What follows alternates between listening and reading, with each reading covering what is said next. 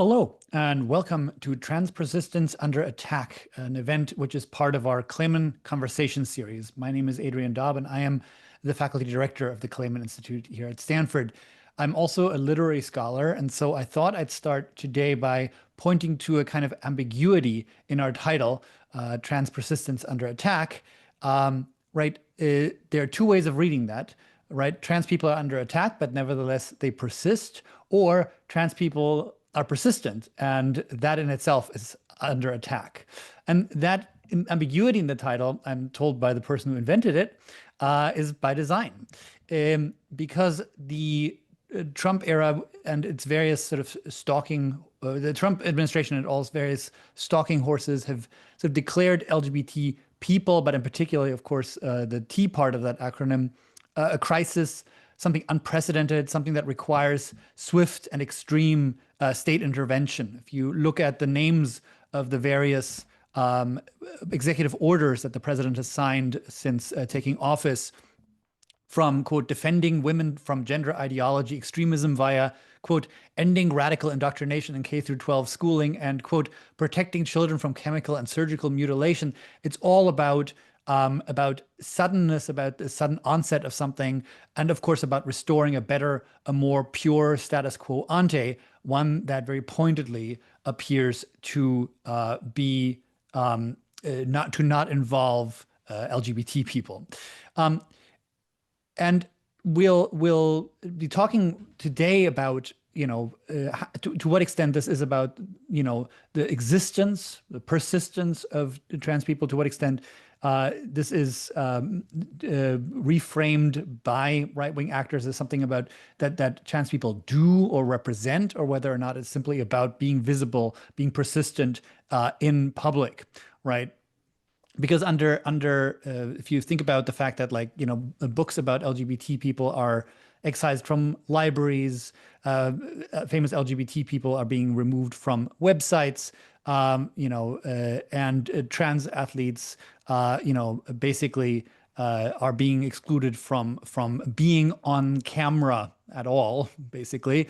And under such circumstances, the persistence in its most basic sense, right? The idea of being visible as yourself itself becomes politicized, as does the idea that you've always been there, right? By the same token, there is a full-scale attempt to deny this fact, right? The attack on what the current administration calls DEI is about that. It's about about constructing a newness and precedentlessness that isn't actually historically in evidence. So as books are being removed from libraries, as a book that I actually like to read to my 4-year-old daughter is being litigated by the US Supreme Court, because apparently they have time for that, as media documenting and celebrating the lives of LGBT people is attacked as divisive and corrosive, it does seem to us important to note that we have been here before. Today is April 30th, and in a week's time will be the 92nd anniversary of the raid of Magnus Hirschfeld's Institute for Sexual Science in Berlin.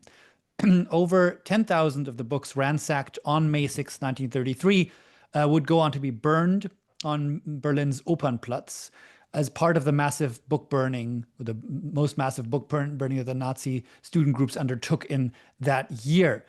But it is worth noting that while most of the physical books that the Nazis burnt that day, on May 10th, had been collected by students, the Institute for Sexual Sciences library had been gathered not by students, but by the SA, by the Sturmabteilung. In moving against sexual dissidents, in other words, the regime was not content to let the masses do its bidding. The regime became active itself.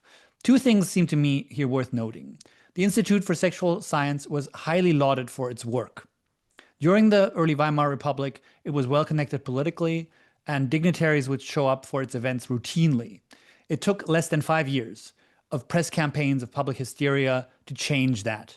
By the time the brown shirts showed up, the important advance work had already been done, not by jackbooted men in SA uniforms, but by actors in politics in the press and in civil society. And secondly, the state had an interest in shutting it down and an interest in grounding the shutdown in the supposed common sense of ordinary Germans.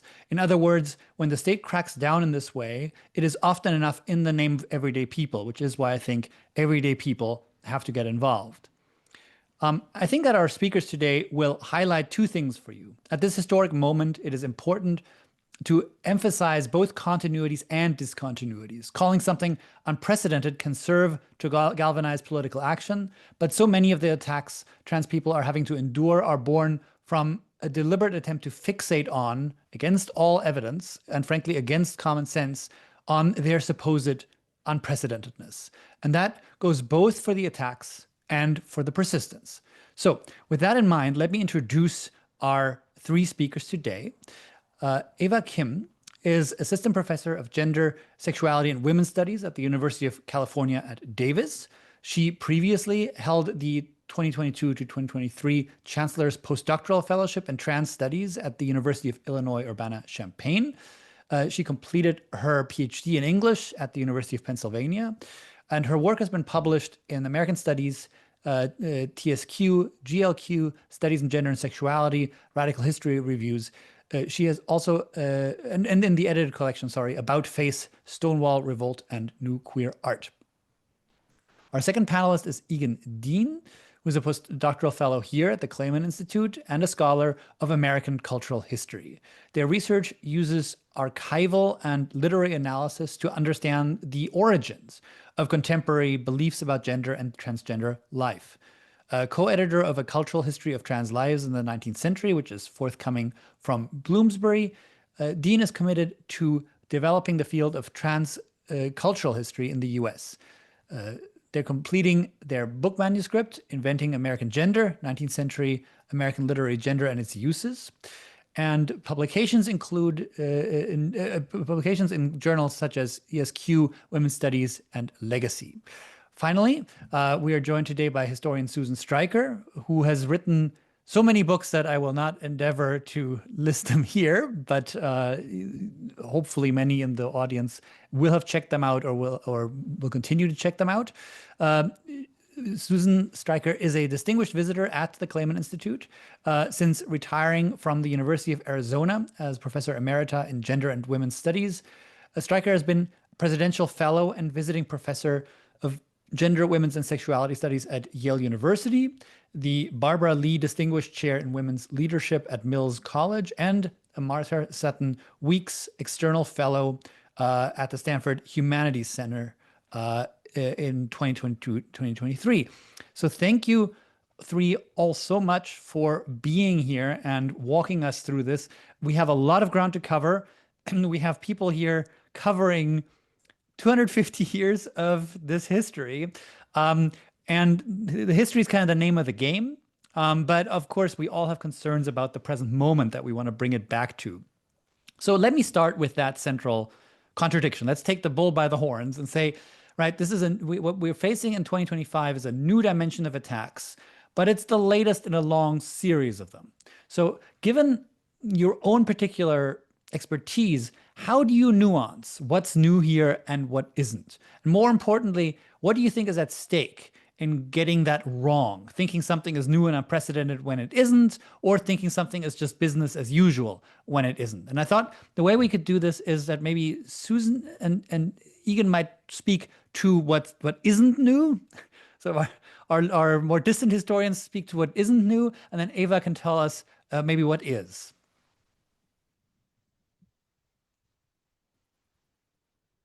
Hey, Susan, do you want to start us off? I could. Sure. So, you know what I think is not new is that people who live lives that sort of don't color inside the lines of the usual ways of being a man or a woman at any given time can often face social stigma or oppression or repression. There were not previously in U.S. history, at least, lots of explicit laws targeting that kind of expression. It tended to be when it was criminalized or penalized somehow. It tended to be part of broader laws and ordinances, just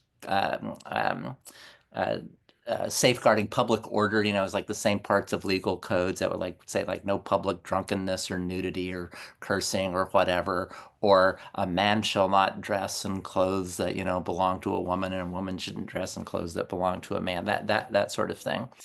Um, but that, you know, honestly, it's like there was not a lot of legal prescription of trans identities historically. It's like you first started to see a wave of attention to or a wave of anti-cross-dressing laws were first promulgated starting in the 1840s.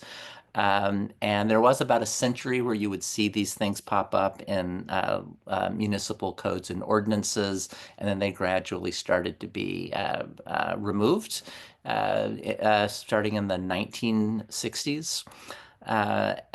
What we have seen happen in recent years, though, is that after decades of these kinds of laws being repealed, there's been a wave of hundreds and hundreds of new laws explicitly targeting it, you know, since, well, really over the past decade. Um, so I think the newness is that people who call themselves transgender people are increasingly targeted by the state. I don't know, maybe I'll just leave it at that and let Egan pick it up from there. Great, thank you. I think one of the things that is not new is the media sensationalization of uh, ways of coloring outside the lines of gender, people who live genders otherwise than what was expected of them by different sorts of power. We've seen this from cases like that of Mary Jones in 1836, a Black trans sex worker arrested for theft rather than for um, changing across gender dressing. Her case had great uptake and popular discussion. Jin Manion, a historian of trans history, has also traced this for people living as men who are assigned female at birth, often publicized under the term female husbands. So the sensationalization and I guess alienation of trans people in media is not new, but the great public uptake of it is. Um, Particularly the ways that cis people participating in this media search for and deputize themselves as enforcers of gender rather than spectators of a rare gender phenomenon. I was also thinking, I'm glad that, Susan, that you brought up these laws about cross-dressing that appeared in first municipal and then larger contexts. There was also a wave of repeals of these in the 1890s through the 19 teens that were repealed in order to stop women from being harassed for wearing first bloomers and then pants. It wasn't necessarily a mercy to trans people, but over time development of the understanding of gender difference, such as the then radical idea that women are allowed to wear pants. And I think that's a symbol of how the targeting of gender minorities and the targeting of women and other marginalized genders go hand in hand, and the way that liberation for one kind of marginalized gender can have a lifting all boats effect historically. Yeah, thank you for pointing that out. And, you know, apologies for my slightly scattered remarks. It was there was some very frustrating technical difficulties getting into the chat today, and I hadn't quite got my thoughts together. But yeah, but back into the 1840s, it's like some of those anti-cross-dressing laws were actually targeting, you know, bloomerism, like one of the first waves of feminist dress reform and the first wave of the feminist movement. So yeah, but thanks for that comment on the repeal of some of those laws in the 1890s and aughts. Thank you. Maybe Ava, you want to take us into the 20th century then? Sure. Yeah, I don't know that I have a ton more to add. I think I would say, similar to what both Susan and Egan were saying before, I think the real difference you start to see is the um, sort of targeting of trans people under the name of trans. And that is the part that's maybe new, right? But all of these, like cross-dressing laws or criminalization of sex work, I mean, really transnationally, this is just all over the place and marks most of the 20th century. And it's really not until um, at least from a transnational perspective, for me, like I would say 2011 is around the time that you see this wide movement across nations of people using the word transgender or gender identity to really target trans people. But, I think as we're all pointing out is there was a lot of attacks and criminalization, particularly of trans femme sex workers, trans sex workers across nations. So, um, yeah, I bring up that sort of identitarian coalescing happening because I think it really does lead to this sort of rapid hyper visibility and term that's being disseminated across the global south and the global north in a way that didn't exist before. And it also becomes a figure that really unites a lot of fascist authoritarians in various parts of the world because now it becomes a term that people understand at least or have some kind of preconceived notion of or some frame of reference for that they can use to then paint a figure, a villainous figure for all sorts of different things. So I think when I think about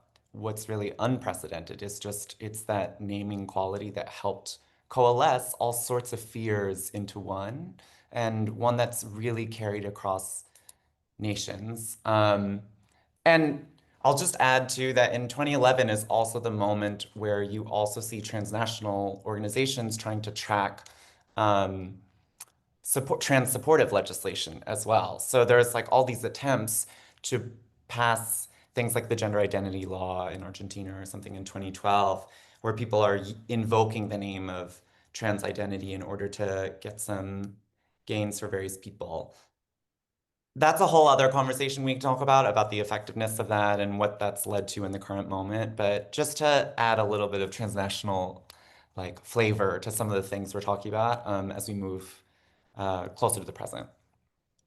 Yeah, and we should say your research focuses on Argentina, Chile, the Philippines, and Vietnam. So I think these are comparison cases we should probably return to at some point. But I do want to pick up on something on the last thing, or second to last thing you said, which is something that Judith Butler pointed out in their recent book too, that like and something that the comparison for me as a historian of Germany is really so striking, right? The raiding of the Hirschfeld Institute was part and parcel of this massive onslaught on broader structures of civil society.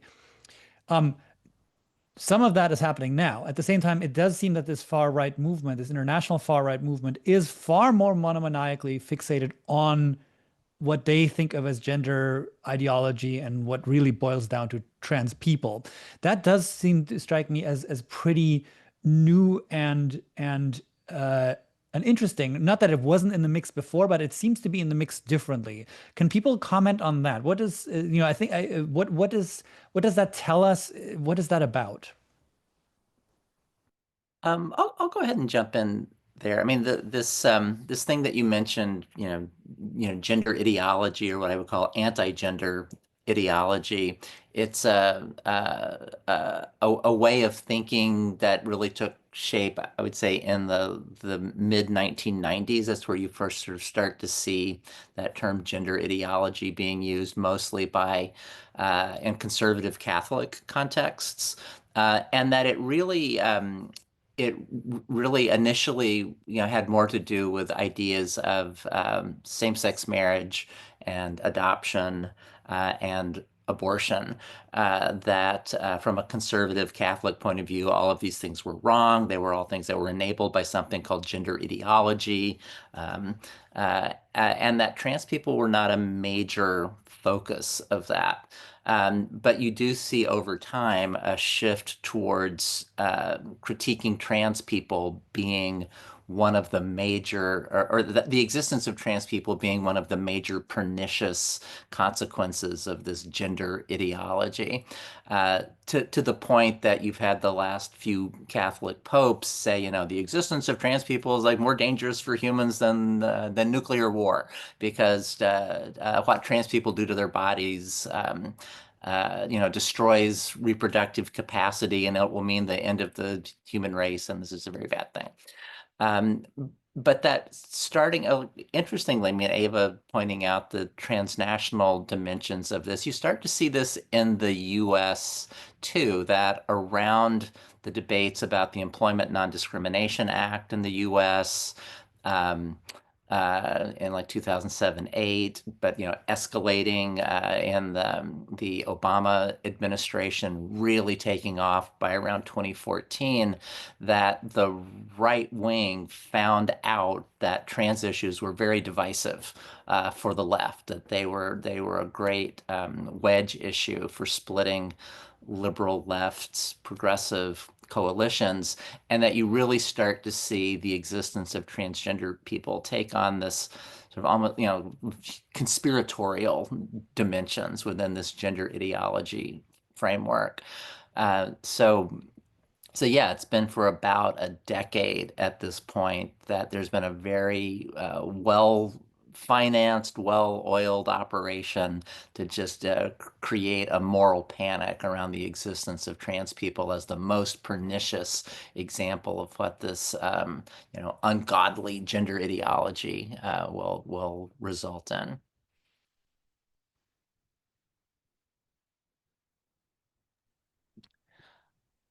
I can. Oh, Adrian, were you about No, to go? please. Yeah, I thought you Oh, might oh, jump in okay. because I Yeah, no, believe I some would. of this started in South America, right? Oh, sort of. Well, maybe. I was actually thinking more about what Susan was saying around gender ideology and starting in the 1990s, and bringing it into the present. But yeah, something that I find really um, helpful, and Butler brings this up in the introduction that you mentioned as well, Adrian, but is that like on the one hand, you've got that flexible villainous category, a monster, if we want to use Susan's terms, that you can kind of just like filter all sorts of fears through.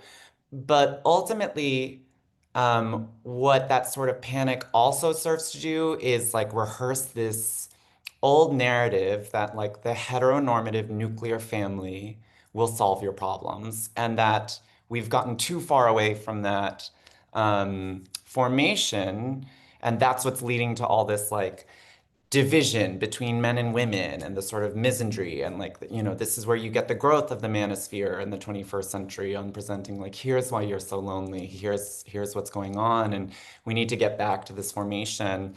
Or even with like the emergence of like around trans children, part of this is like capitalizing on that trans villainous figure, you're preying on children or whatever, indoctrinating them. But it's also about a sort of reinforcement of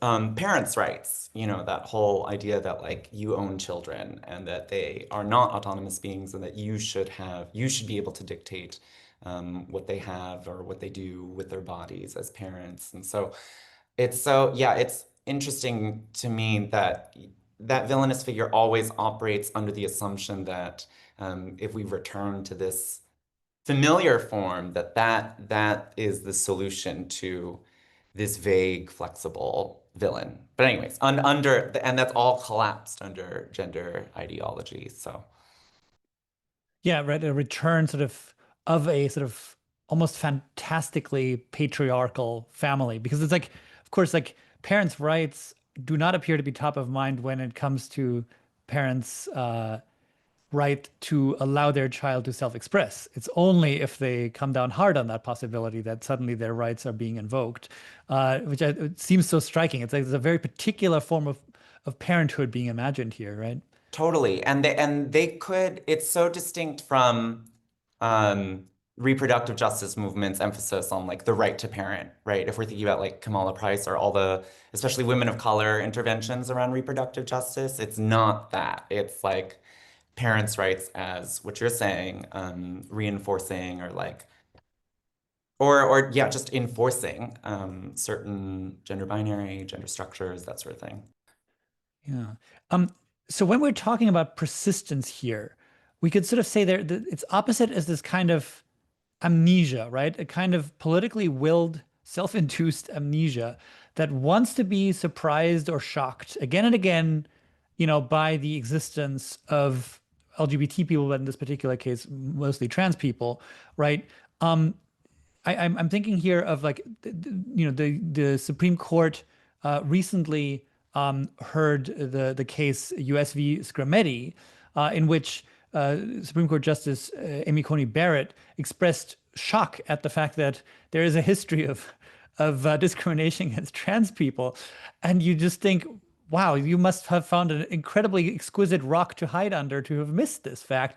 But that's what it is, right? There's a will to newness, a will to not see histories that in fact are plain to see for anyone who's engaged with the historical record.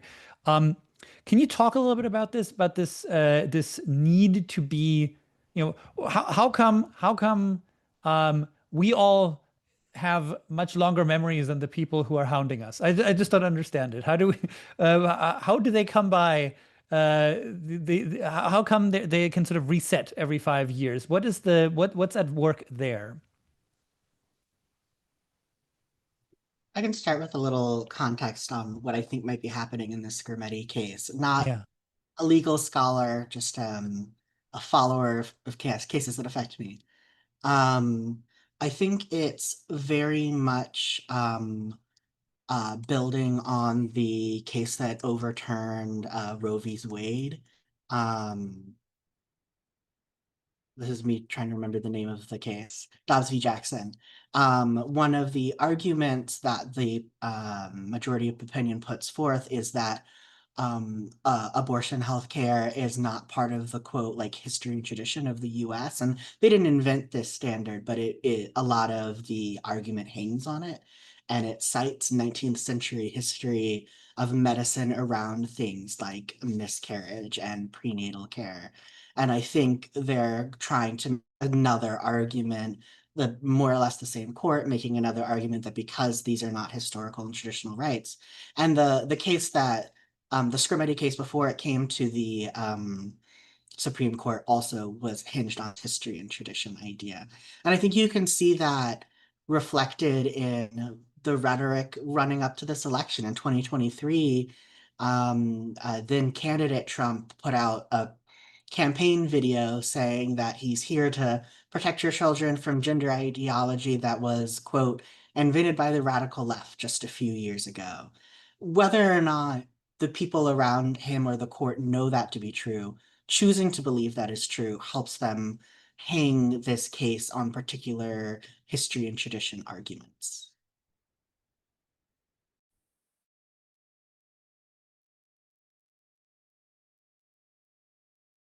Oh, sorry. I thought Susan was gonna unmute. Did you want to? I can unmute. I mean, I just say that Amy Comey Barrett did not read the amicus brief that a bunch of queer and trans historians, wrote to comment on the Scarametti case. It's like there's pages and pages and pages of evidence presented in that brief about the longstanding presence of trans people, people who look like trans people now, in the historical record. So yeah, it was just doing that basic low-hanging fruit of like trans, not new, historical precedent, historical precedent. But as Eagan was just saying, it's not that there's not evidence, it's just that it's an inconvenient truth. Yeah, and we might briefly mention the work of Jules Gil Peterson here too, who points out that the ability to be surprised by the existence of trans children with every generation is clearly kind of doing political work for being able to restrict what trans adults do as well. I thank you, Susan, for bringing up the amicus curiae brief that was brought in for Scrimeti. This was a bunch of historians plus I think the uh, American Historical Association, the Organization of American Historians, and the LGBT and a couple of other LGBTQ history organizations. And I think that kind of gets us to a first point of resistance, right? What is the role of the historian in the face of this onslaught? Is it enough, or is that already sort of the first job to just sort of say like that's not what happened, and I need you to know that, or what are our abilities as people, what are our possibilities as people who know better, as people who've researched this stuff?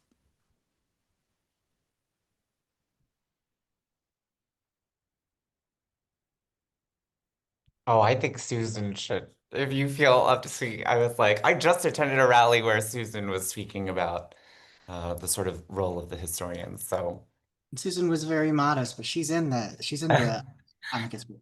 That's yeah. right.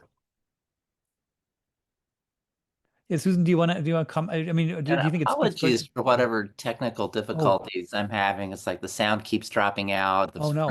the screen freezes. I'm doing my best to follow along. So is the question about what can historians do in the present something more than just say like, no, it did happen, let me give you the receipts. Um, I could just say something that I've been involved in. I mean, been involved in a number of efforts to have content that was taken down from government websites put up in other locations.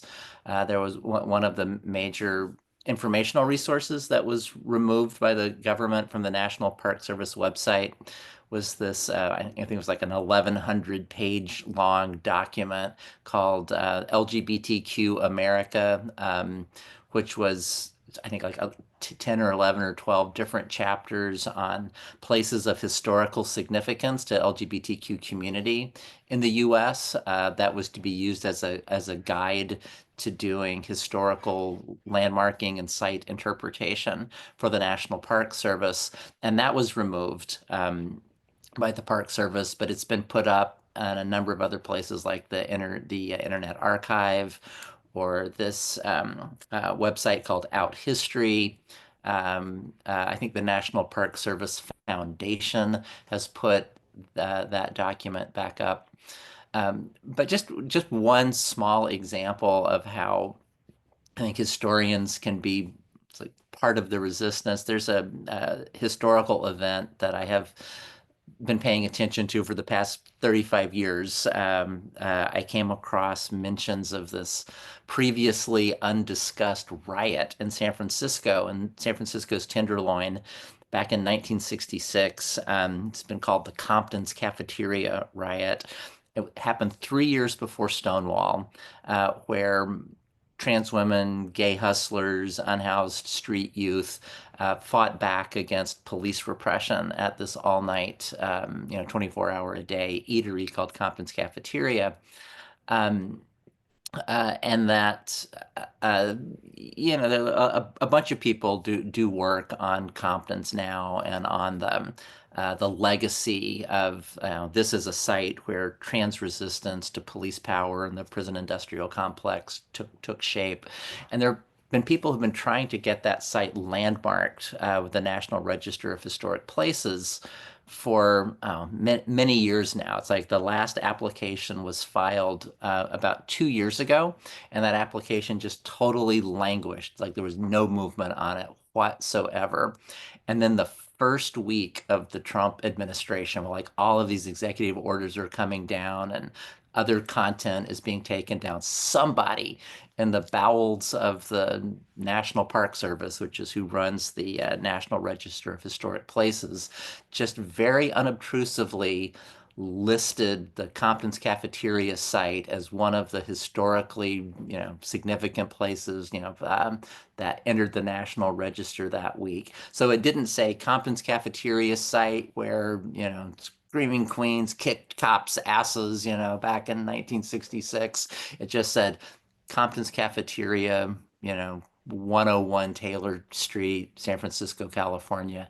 That was it. Made no mention of trans anything, but somebody, somebody in the Park Service, that was their little moment of deep state resistance, I think, to like get that property listed on the National Register.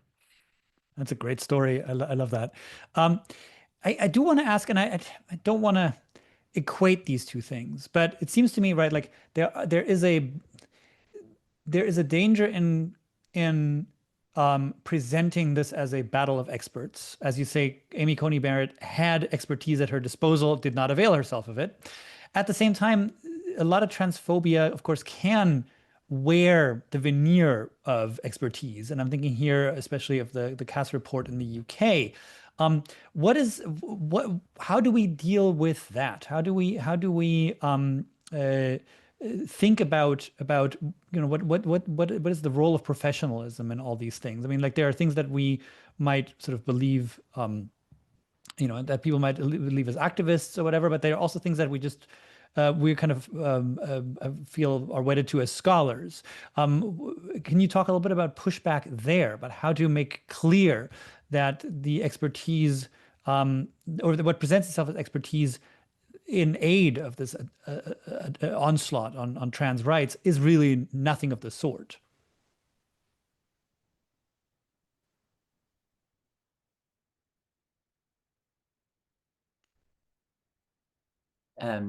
Eagan, you were saying something the other day when we were talking about something you read in Aaron in the Morning about a report that a pseudo expert report, if I'm remembering what you were talking about correctly.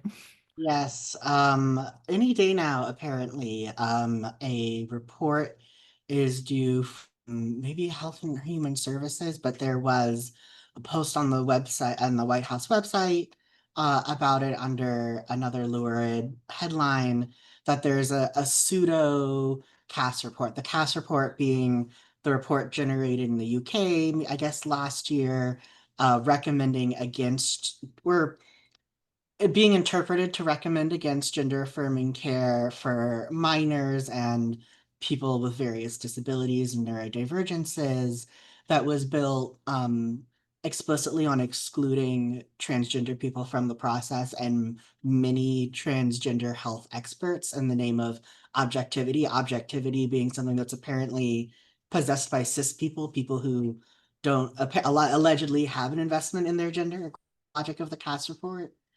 And it seems that this is also being reproduced by the White House. We don't have a lot of information, to my knowledge, about what experts are being involved in it. Although, again, I think very much like how many amicus briefs on the anti-trans side of Scrimeti were filed by otherwise discredited healthcare practitioners or groups labeled as hate crime, as hate groups. The um,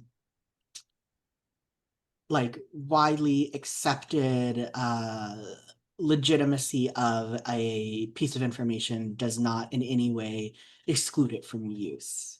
And I think that's maybe one of the things that as academics makes us the most frustrated, that there's seemingly no accurate information that can be provided enough to make a difference, is what it can sometimes feel like, because the accuracy is beside the point.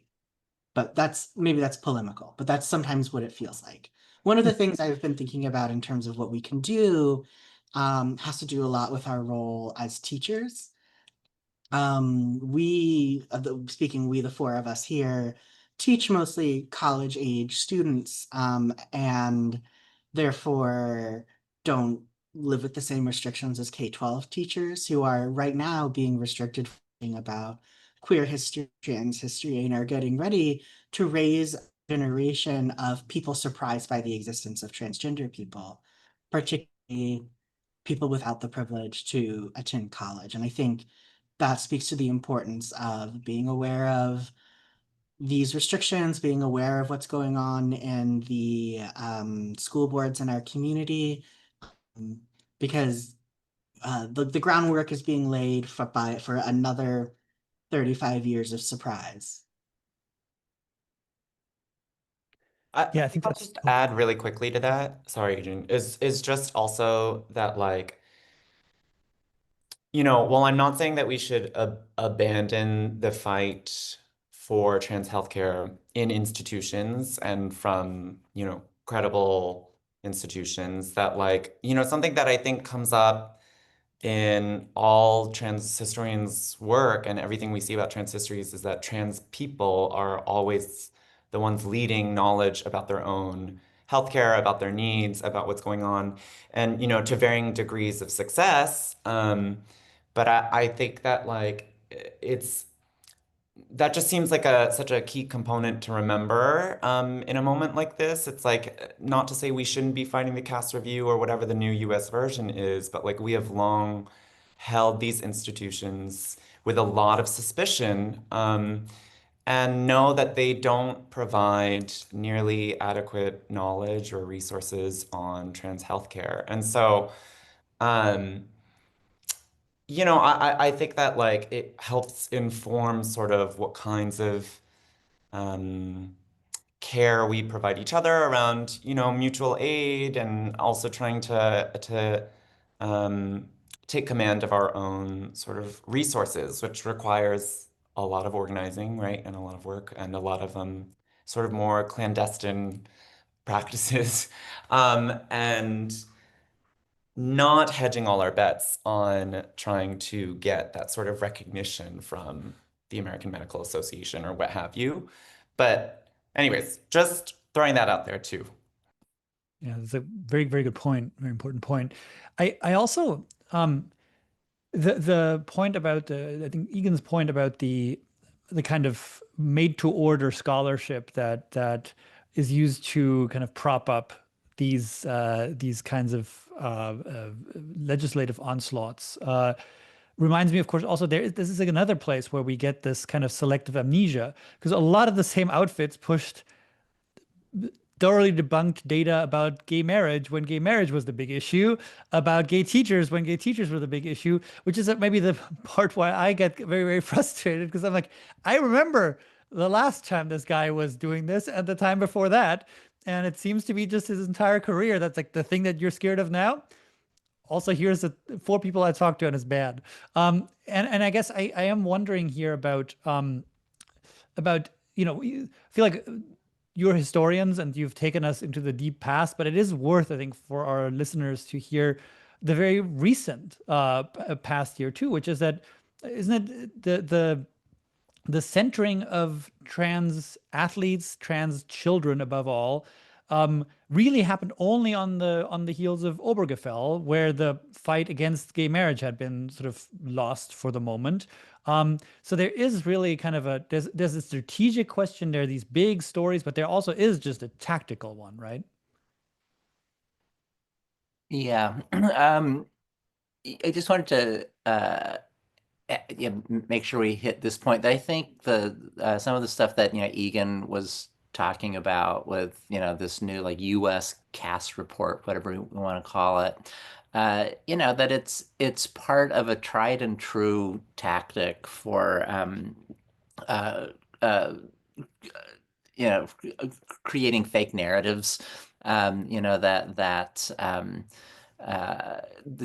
of our Stanford colleagues, Adrian, it's like you probably know Robert Proctor and Londa Schiebinger. It's like that they have like developed this whole field of sociology of knowledge that they call agnitology, which means like the deliberate production of ignorance about something. And it's like you can like trace the history of some of these like techniques for informing or manipulating or shaping public discourse back into early 20th century mass communication techniques. There was this guy, Bernays, who wrote this book in 1928 called Propaganda, which was about the where he says the deliberate manipulation of members of the public and their opinions and beliefs is constitutes part of the invisible government of the United States, and that this idea, and he actually changed the name of his book Propaganda, which was written in 28.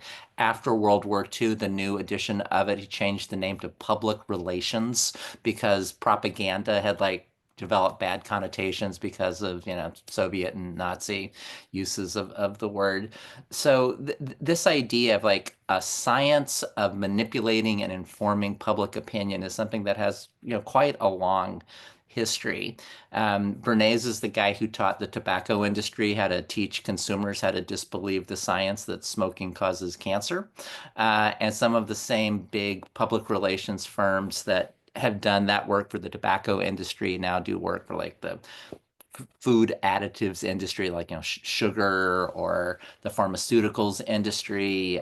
There's work done to create doubt about climate science. And some of these same big firms, same big players, same funders are also behind the deliberate cultivation of new narratives about trans people, capitalizing on the idea of trans people are new and they're a unique danger to society and we have to stomp it out and to produce bodies of, I would say pseudo-scientific counter narratives to what trans people can tell you about their own lives and to what actual experts who study these things know from the work that they do, so that there's a deliberate attempt to create misinformation and to create a cloud of unknowing and just asking questions and legitimate questions and whataboutisms, the construction of that kind of media and information environment deliberately is part of this broader tactic that the state is engaging in right now. And I say, that what's happening to trans people is also just one small part of a more general attack on expertise. It's what Kennedy is doing with, Health and Human Services. It's about the attack on the universities. It's about pulling grants from the National Science Foundation or the National Institutes for Health or National Endowment for the Humanities. It's if you can discredit expertise, then it just creates more of an environment where misinformation can take hold, and it's harder to contest. I really see what's happening to trans people right now as part of this broader authoritarian assault on not just structures of civil society, but on structures of thought, on questions about epistemology, about evidence. It's a real, I would say, intent to dumb down what people know and to take away critical tools for thought that are necessary. Yeah, that seems exactly right. I think that it's also worth pointing to the fact that we have, we're really faced with this kind of faux populism that in some way, as you say, discounts, seeks out targets that allow it to discount expertise and to deny as elitist, right? Like this idea that somehow trans issues are a culture war issue, are a distraction, are just for the elites, as though being trans came with a massive pay bump or something like that, which I don't know, would probably come as a surprise to many people. And at the same time, it's phony in the sense that it recurs, or it pushes forward a kind of anguished and angry common sense that isn't actually common, right? That's why people get so annoyed, right? It's the old. I remember going to protests where people would yell at me, "God created Adam and Eve and Adam and Steve," and not Adam and Steve, and they seemed extremely shocked that I was not like, "Oh, good point. I'm gonna go go on a dating app now or something like that, right? Like, and today it's like, well, there obviously there are two genders. Well, if it were so obvious, uh, you wouldn't need all this other stuff around it. There's also something here about the production or the manufacture of something that is both common sense, but that its purveyor, or that supposed to be presented to us as common sense, but that its purveyors sort of admit underhandedly that like it's actually anything but. Can someone comment on that? Is it feels like that's a really, really key part of this, that like that that they seem to be able to think they can fall back on something, but their actions bespeak that in fact they really can't. Well, oh, no, go ahead, Ava. Well, no, I don't want to take a long time because I just said a lot, and I don't want to be a clock hog. But you raised a question, Adrian, about sports, like and how like trans participation in sports has become such a hot button issue. Well, if it was such a clear-cut question, it's like who's a man, who's a woman? It's like why do you need like all of these like scientific panels about like it's like what are your blood testosterone levels and what are your it's like what's the relationship of genetics to the blah blah blah blah blah blah blah. It's like it's a very complicated question, like that requires expert engagement with like how finally do you parse like real physical differences between bodies and like what does it mean in terms of competitiveness and yada yada yada. It's anything but cut and dried. It's like and it's like because of the complexity of the question involved, which is to my mind all about the social organization of sports more than it is about anything else.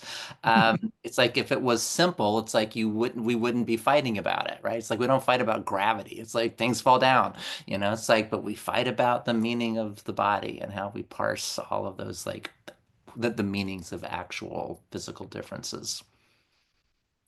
Yeah, and just to add on the sports example too, right? Like I know we already mentioned earlier the sort of moral panics, but it's like part of what makes so many of these narratives easier for people is that they pull on such familiar logics of racism, right? It's like the athletes who are being focused on are like Amani Khalif or Castor Semenya. And people like all women of color or people of color who people feel very familiar and comfortable demonizing or saying that they don't fit within certain notions and like colonially rooted, centuries old notions of what gender should look like, what femininity and masculinity look like. And I think that like it's just so easy to capture so many people with that.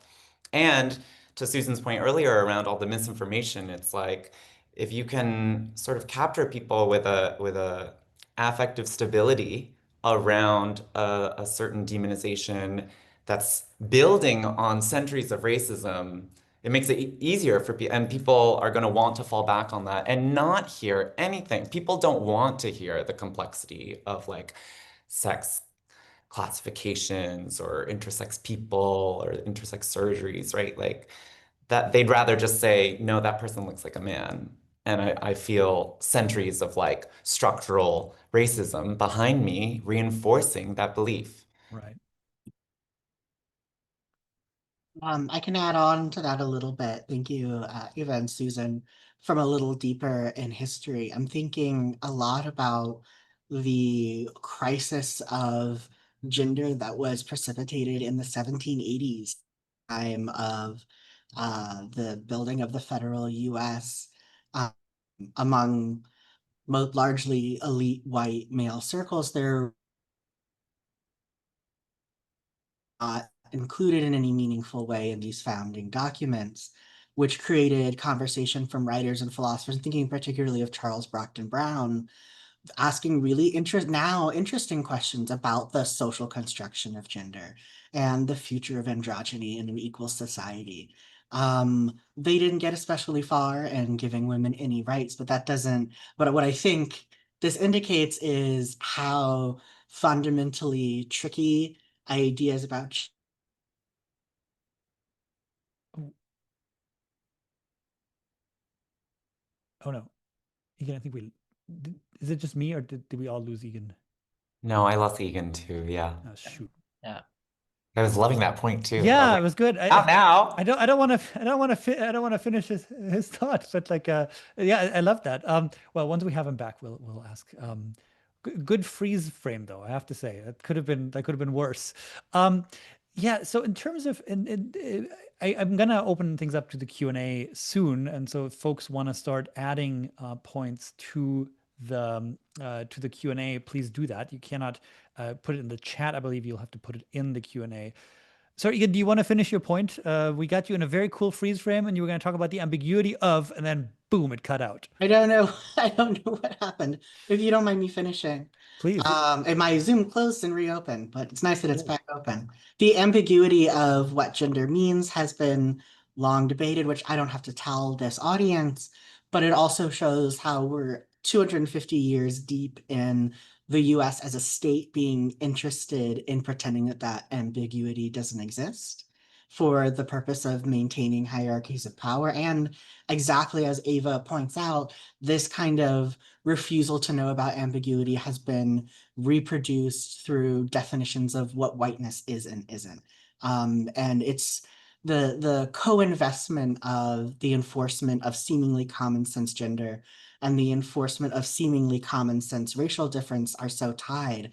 I missed it when it was first said, but I've been reading recently about a Trump official referring to the Smithsonian African American Museum as promoting quote unquote improper ideology that race is also socially constructed. This authoritarian need to insist on non-ambiguity where there is ambiguity is just like another reflection of the creation of power. That's great. I'm glad we got that point. But and it was not we were waiting with bated breath. We knew it was coming. So I wanted to ask just because of our title and because we have a little bit of time for the Q&A to roll in.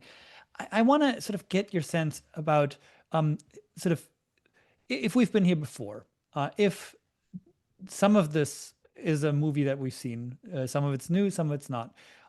What are things that have worked? Susan, I think, already pointed to some strategies, to some to some actions that we can sort of draw on as inspiration. But it does seem to me that in the next few years, whatever happens, we're gonna be in need of a whole lot of inspiration. What can you point us to? What are some things that listeners could or that viewers could check out if they're ready to do the work, but they are maybe a little bit overwhelmed? Who are people, or what are movements, what are ideas that you turn to kind of give you the energy to speak in front of people, to do the work that you do, to unsettle these overly simplistic binaries and categorizations that all this stuff runs on?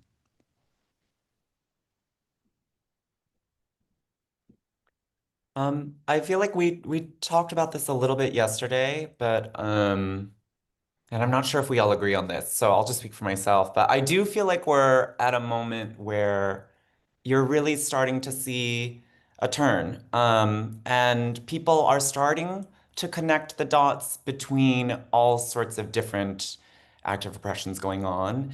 And I am hopeful that we can continue to build on that. Like I think that people here who are involved with the university like need to understand how the like getting rid of all these grants, the erasure of trans people, all of these things are connected to university repression against Palestine encampments or pro-Palestinian protesters, that like this is connected, as we said, and we've done some of this work on connecting to all these, racist state policies of like deporting people without due process, without, I mean, the list goes on, but I do think that we're at a moment where people are really primed to see those connections and wanting that sort of connection. And in the university, that looks like holding our universities accountable to take a stand and understanding that we will raise more hell for them than the US government will. But I think around all this coalitional organizing, like in the streets, I mean, like, I mentioned earlier, like I think one of Susan's rallies, I have one of her posters over here. Like I was just there, and that's a coalition of people from Gay Shame to the Sisters of Perpetual Indulgence, right? Like there's a lot of people who are coming together and understand that these fights are connected, and the deportations in particular have seemed to really capture public opinion, and so. Whether someone becomes an expert on trans issues for me is actually like less important than understanding how these are connected in the ways that the state is trying to repress people, control them, divide them, take away all the supports that so many of us rely on, and using that as a starting point. So I don't know. I mean, like I'm very overwhelmed, trust me, every day also, like reading the news. But I do feel encouraged that I feel a certain momentum with people I haven't seen with me before.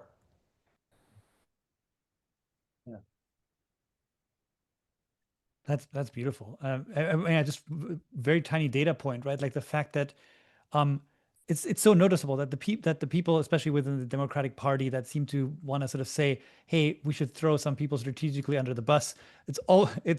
It's always trans people first, but it doesn't stop there. And people, I think, have noticed, right? And that there are people who, very obviously push back on the anti-trans stuff and can sort of work to free Abreu Garcia and people like that, right? So I think that what you're saying, Eva, bears out. It really is very noticeable who seems to think that that one should and ought to keep these separate struggles separate, and who says like no, these are actually linked. And it's very, very clear that at least in the Democratic Party, there is a critical majority critical group that seems to understand this. What you're saying, yeah. Sorry, Susan, I think I I preempted you. Oh, sorry, No, I Egan, would sorry. absolutely build on that. That was kind of along the lines of what I was thinking and building on Ava. Thank you, both of you.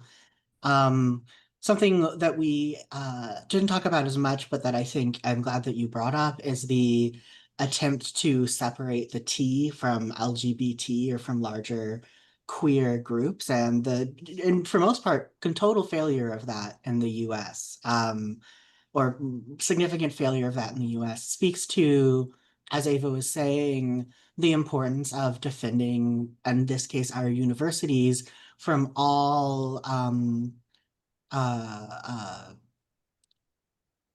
attempts to prescribe academic freedom, freedom of expression, and um, as well as beliefs that some groups must be compromised for the larger group to move forward. Things like giving up on accessibility or COVID safety for events, to letting disabled community members fall to the wayside to let other things move forward, dropping the T or dropping cases of visa revocation just because of a student's encounter with the carceral state or their position on Palestinian issues. Um, any of these divisions weaken us, and there's no amount of concessions we can give to authoritarianism that will save us, and so we should never ever start. My thoughts are kind of about where things are right now is that, and what persists, what changes, what's alike and different about now and in the past is that, we I will just say I think the Western form of the state, from like 17th century forward, has always had police powers within it. It's like that, that there are social mechanisms for surveilling the population, guarding the borders, securing territory, administering population, and that there are I just think that there are um, variations in the intensity of how some of those mechanisms operate and who is being specifically targeted by them. It's like there's nothing new about minorities being targeted within Western states. It's just like what is new right now is the idea that there is a kind of person called a transgender person who represents a particular threat to nation and state and population and future. and that these long existing, mechanisms are now being targeted, pointed at us. Um, and so, my sense of the most important kind of political action to take is to recognize that, if you've got the law on your side, or you got some like money in your pocket, it's like, that's good. It's like that can like help things move forward. But, the law is not what saves us. It's like, I don't like a rights-based way of thinking in general, because if a right is something that you are given by a political power, that political power can take that right back. It's like, I really do feel like, we, like kind of Frederick Douglass said, it's like, power concedes nothing without a demand. It's like that you have only what you can,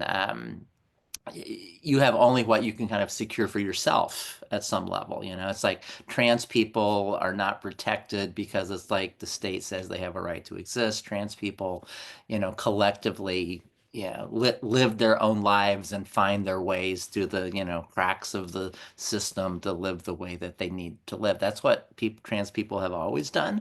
That we have found our ways to be ourselves in the face of form of society, a social organization that doesn't really care for us, want us to be here, treats us more as a problem than anything else. So it's like, if we can get recognition, carve out a little more space, great. That's wonderful. But it's like, that's not getting state recognition, state support, medical support is not the answer. It's just like, we are who we say we are, and that we ultimately have to take care of ourselves. Hopefully with allies, the more the better. But at the end of the day, it's trans people who insist on our right to live, to insist on our being, on the worth of our lives, and that we are going to find the way to do that, as much as we possibly can.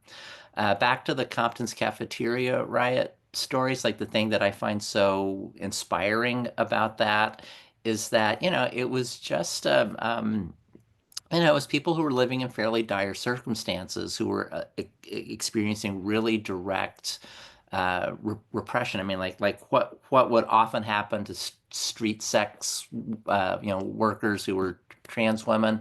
It's like the police, like, would pick them up. It's like they would throw them in the back of the squad car. They would force them to have, oral sex. They would take them to jails. They would like strip them. They would shave their heads. They would humiliate them. They would throw them in the Queen's tank. I mean, it was just this really abusive situation. The same kinds of things you see going on in that gulag in El Salvador right now. It's like that would happen to trans women, in San Francisco. And so, like, to just push back against that, to basically say, like, no, it's like we are here, we are alive, we're taking up the space inside our own skins, we're not going anywhere. And you just push back so directly against the thing that says you shouldn't exist, that you shouldn't be here. Um, and it's like, that is something that we can always do. It might cost us more or cost us less, at different moments in different circumstances, but you can always just insist on your own freedom and your own autonomy. It's like, all they can do is kill you. All they can do is put you in a cage, but it's like, they can't make you be unfree, and that holding on to that sense of uh, freedom and possibility and affirmation of life in the face of everything that would try to strip that away from you. It's like, that's what we need to do. And we might need to be finding new ways to do that. Like if the universities are being shut down, well, like, you have a freedom school. It's like, if they say, experts say trans people don't exist, it's like, you find those networks, or you're putting out the information to people who need it that says otherwise. It's like, you provide those resources in a mutual way. I would say you communize it, like, you don't have it run through the approved channels, particularly if the approved channels are hostile to disseminating the information that you want to disseminate, or to support the kind of life that you want to live. That's great. Well, thank you so much, all three. I'm gonna start reading some of these Q&A questions because they are amazing. I think we could do another hour with these, but we're not gonna. We're gonna get people home at some point. I did want to ask. So I think a lot of these are about the kind of transnational aspect. I'll get to those in a second. I did want to ask a couple of people ask about sort of um, the comparison UK versus the US. We have one question here that says, it's felt to me striking that in the UK, anti-trans moral panic has been painted as a left-wing backlash, cloaking itself in feminism, whereas in America, it has very much followed traditional right-wing lines. So I think this gets us to this kind of transnational thing that we've been talking about, which is that this kind of this panic has bubbled up in different places, but it's not bubbled up in two places in quite the same way. Yeah, I can say a little bit about this. I think that Sophie Lewis's new book on enemy feminisms does such a good job of very quickly tracing fascist feminisms and like feminist cops and like I think, we were talking about like sort of the role of the historian or what we're doing with history for our movements. I think that we have to have a real reckoning with rather than dismissing TERFs as sort of like this like small niche weirdo group of people that like they've been a prominent, strong part of feminist movements for a long time and that feminism invoked as like a genealogy or a term is not has been compromised for some time now and is not necessarily leftist. And I think Sophie's doing a lot of that work. We can think also of like Greta LaFleur, Serena Bassi, that issue of TSQ does a lot of this work too. But so I think that yeah, I hear that difference. I mean, I think we still had much of that in the US if we're thinking about Janice Raymond and all sorts of those battles. But I do agree that in the current moment, it's being represented very much in the UK as a feminist take, this sort of anti-trans hate. And I don't know. I think that genealogy is there. I also think J.K. Rowling is like this whole other persona that we've had to grapple with. Our version is like the New York Times. They've got J.K. Rowling. So that's also a part of it too. But it's something that I think here in the US we are also grappling with. Is like you can really see it even at like NWSA, National Women's Studies Association or something. It's like we need to sit with feminist movements, tolerance and sort of promotion of TERF ideologies. Like we have to reckon with it. Yeah. Well, one thing to add quickly there, I wrote a piece a year or so ago now for the website of a group called GATE, Global Action for Trans Equality, which mostly does international human rights work.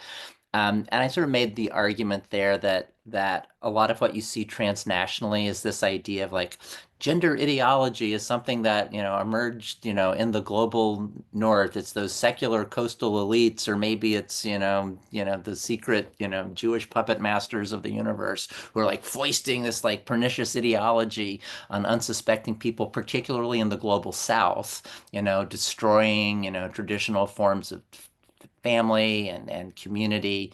And so that idea of gender as a colonial global import imposed on the South is very strong. But the argument that I was making is that anti-gender ideology is also a Right. Northern global export, brought to the South, so that both gender and anti-gender are actually kind of like a polarized two polarized frameworks, both emanating in the north. It's like, and that we need to like not map gender on the north and anti-gender on the south. They both come from the north.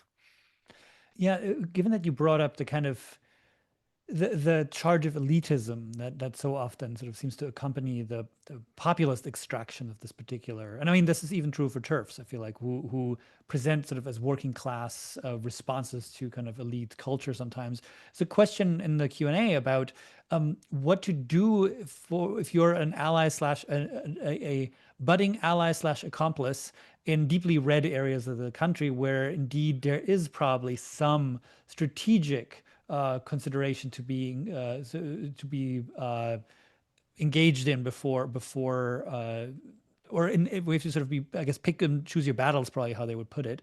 Do you have any advice for them? We should say to the questioner, a very good question. We're all sitting in San Francisco and Oakland, California, so we have lots of expertise. I'm not sure this is it right now, but yeah, do you have any suggestions for that? Okay, as someone who grew up in Tennessee, I Nice. sympathize. I get it. I mean, I think that what do I want to say? You know, I really hate the automatic dismissals of the South as being like an inherently more racist place than, say, the North. That being said, I do think that the conversation is different. And I think that like seeing who you're able to organize and build community with is always going to determine what you're able to do. And but I will say that my friends on the ground in Nashville are saying that there is like a real desire and shift right now going on. I mean, they just had a protest of like thousands of people in downtown Nashville that didn't get much media coverage, that was protesting all sorts of things that the Trump administration is doing. So I think, like I was saying before, I do think there's a moment, but I think like understanding where you want to build that community, whether that is a trans collective or not, but where you feel seen and can like really speak to the conversation on your own terms. I don't want to give like a sort of universalist solution from Nashville, Tennessee, or from Oakland, you know, that seems inappropriate, but yeah, I don't know. I sympathize and yeah, I hear you. I don't have a particular advice, but I can add in an experience. I mean, one thing we want to acknowledge is about the gerrymandering and voter suppression that's going on in red places, especially in the South, and places like Ohio, where the behavior of the elected officials does not in any way often reflect the will of the people. So there are like such difficult I think political calculations that those of us in less gerrymandered areas don't necessarily have to grapple with. But also I had a very frustrating conversation one time with a former leader at a big LGBT law nonprofit, a dyed-in-the-wool Democrat, lifelong Brooklynite, who said to me, "Oh, you know, we really had to put some transgender rights aside to get marriage equality, but it was worth it in the end." And that conversation from like 2020 has been just making me upset every day. And I think kind of there's two lessons to take from it. One is that these kinds of realpolitik decisions are not exclusive to red states and shouldn't be pinned on the good folks in red states exclusively. And two, that the belief that the time for the rights of the people who are being sacrificed will come again is not necessarily true. And that if there is a sacrifice of a population on a table, that you really have to be willing to understand that that may be a permanent sacrifice rather than a we'll work for change from the inside and we'll get trans people next, because that is not what happened after marriage equality passed. Yeah. There was in fact another question about exactly that, but that's beautifully put, Yes. Eagan. Um, one question that I think came up twice, I'll read you one version of it. It's very, very good, is about the question of conspiracy and paranoia, which I think is also a question about like how to engage with individuals, right? We're kind of we've talked about coalition building, et cetera, et cetera. This person is asking about investigators, right? Conspiracy theories that prominent cis celebrities are in fact quote unquote secretly trans, which gets us into, I mean, uh, into sort of broader territory, which is that people have been radicalized to believe all kinds of things, and how to get them out of this is a difficult thing. And so I guess I'm wondering what your take is on the kind of conspiratorial element. We should say that that's not, there are transphobes who don't transvestigate, but there are definitely there it appears to be a pastime for quite a lot of people on the internet to declare that Margot Robbie and Paul McCartney are not in fact who they say they are. Well, I'll jump in on this one. Partly because I've just written a little bit about this for a book project I'm trying Nice. to finish up, which is that the transvestigator question I think is actually quite fascinating because it's like kind of what they're doing is saying like you can look at somebody, you can like measure certain parts of their bodies, like, oh, look at the width of their, ring finger, or, look at the breadth of their shoulders or whatever. It's like, and so like there's this idea that proper sex gender has a proper shape, and that you can know what that shape is, you can kind of diagnose it, you can read it, you can interpret the body against that template. um, and that what I have learned historically is that the earliest use of the gender concept as we now understand it, of like something that like coordinates the idea of like what's your psychological gender, your biological sex, your social gender role, that whole model about bringing those sort of parts together. It originates in phrenology in the early 19th century. And phrenology is the so-called pseudoscience of, reading the bumps on people's heads. It's like it's a practice of interpreting body shape to diagnose a person's character and health. And it's like it's that same set of ideas in there of we can by by by measuring or by adjudicating shape, we can know the truth of someone's body. It's like it's a weirdly specific correlation between phrenology and this whole transvestigator question right now. But on the broader question of conspiracism, it's like I think kind of what needs to happen is like, I mean, it's very difficult to dislodge conspiratorial beliefs once they take root, because it's like you have to keep going, deeper and deeper and deeper, into like how it is that you socially construct knowledge and a sense of reality, to be able to effectively counter the conspiratorialist narrative. And I honestly think one of the best ways to do it is to not just say like that's stupid, you're idiots, but to like at some level take seriously what the concern is, or like to take the grain of truth in the conspiracy theory and say like, look, we can spin this in a really different way, you know? And it's like you might not persuade people, but it's like you can give them a counter narrative for what they already seem to want to believe. Like just for example, it's like, like this idea of, gender ideology is a, northern secular elitist conspiracy that's been imposed by the United States and Western Europe on the rest of the world. It's like, well, that's not true, but it is actually true that like this way of thinking about gender that we have now, and even using the term gender, it is something that was promulgated by very prominent social scientists in the mid 20th century. And that epistemological framework for understanding, body's self and social role, calling it gender, it is something that circulated transnationally with the, backed by the US dollar and military. And so like if you can say, well, it's like there's a grain of truth in what you're saying, but it's like it's not that, there's a bunch of eggheads and perverts and, billionaires who are like foisting this on you. It's like there's another explanation that I can give you for how this works. And so I think the more you can take the grain of truth, the grain of reality that is like at the kernel of a false conspiracy theory, and elaborate it differently for people, it's like, I think that's important work to do. Maybe as a closing question, several of our guests express, I mean, both their gratitude to you, but also a certain sense of despair, including, people pointing out that it is a little paradoxical to have to prove that you have a history in order to have dignity and rights, which I think is a point very well taken, and something we should definitely emphasize at the end of an hour and a half talking about trans history, that in some way it shouldn't require the history to just get the basics. At the same time, um, I wanted to ask again a question about hope. It's been a fairly, I mean, gone transnational, which I like, but we've been mostly mostly focused on the Anglosphere.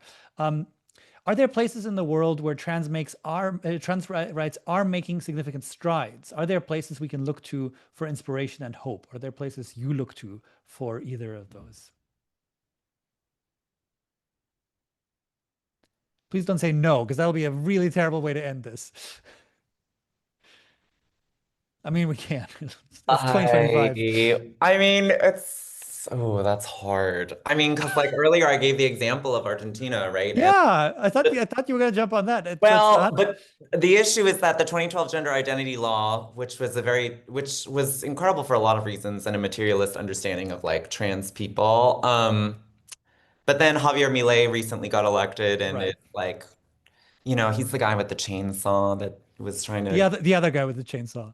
the other guy, right? And yeah, so a lot of attacks. But still, I mean, there were a lot of gains in Argentina, so it's going to take a lot of effort to roll them back. I think maybe they rolled back, if I remember correctly, non-binary identification markers. But in the grand scheme of things, that's not huge, actually. Like they still have maintained access to healthcare and a fundamental right to trans affirming healthcare.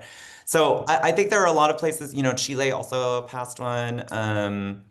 There's some complicated legislation in India as well. I think there are lots of these examples, and even when there are authoritarian fascist leaders trying to fight against them, you see a similar thing going on in places like Argentina. There's some real coalition building around travesti organizers that didn't exist before. It was like travestis fighting for themselves, and now you've got travesti-led movements that involve huge, much larger coalitions of people who see through the sort of austerity measures that are being enacted. So I take hope in that, even if, yeah, there was like a major setback in the past 2 years there. But I think, yeah, I don't know. Like I said before, I'm feeling a little bit of momentum in like a turning point right now, but not sure how others feel. The one spot of brightness I've noticed recently was the Canadian elections this week.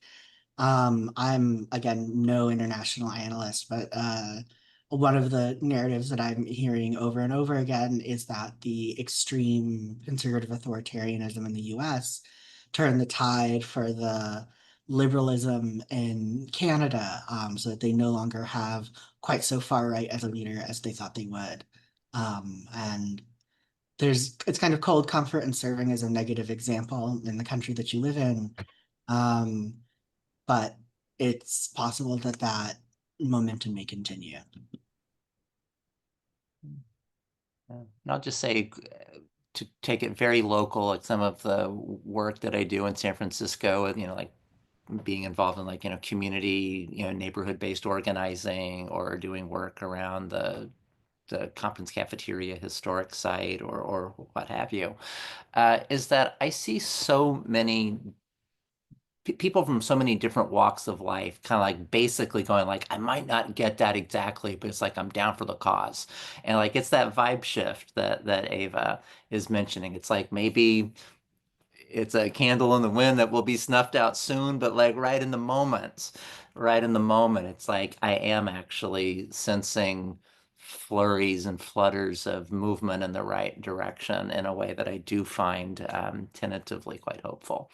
Yeah, and maybe I'll add finally that the other thing that's giving me hope is the 90 amazing people who were on this call who we couldn't see, but you give us hope. I think that the questions were great. It's clear that people are fired up. It's clear that people want to do the right things. They have the right questions. And I think that's already so much. And the same is true for us at the Clayman Institute. We try to meet the moment. We're very excited to be able to get to host transgender studies quarterly soon at Clayman, and it's it's just wonderful to be able to help out however one can. And I think that's the thing that gives hope. I think the fact that um, people seem exhilarated at the ability to be allies, to be accomplices, to reach out and to build coalitions. And so, in that spirit, thank you all for coming, and thank you three for your amazing expertise your incredible work. We will continue reading you and learning from you. I'm just in awe and so excited to get to do this with you. Thank you. Thanks, everyone. And thank you, Adrian, for facilitating and leading and everything. Yeah. All right. Thank you, Ava and Susan, for joining.